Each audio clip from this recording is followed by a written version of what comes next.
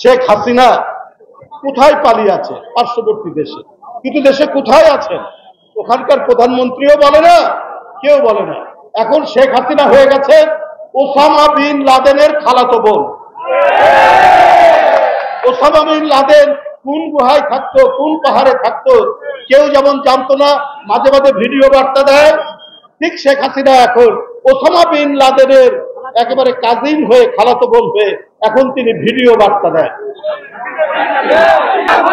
বন্ধুরা আমার,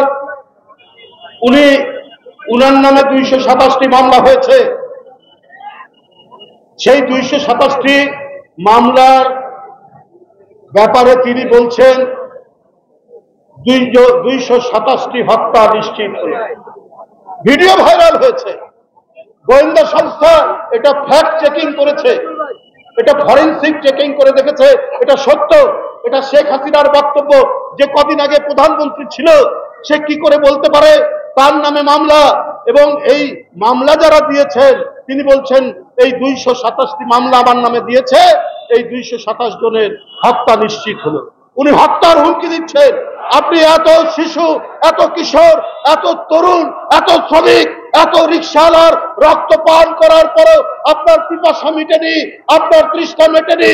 আপনি পার্শ্ববর্তী দেশ থেকে আপনার বিরুদ্ধে আপনার খুন, আপনার রক্ত পান, আপনার এত কিছুর পরেও আপনার নামে মামলার কথাতে আপনি জীবন কেড়ে নিতে চাচ্ছেন।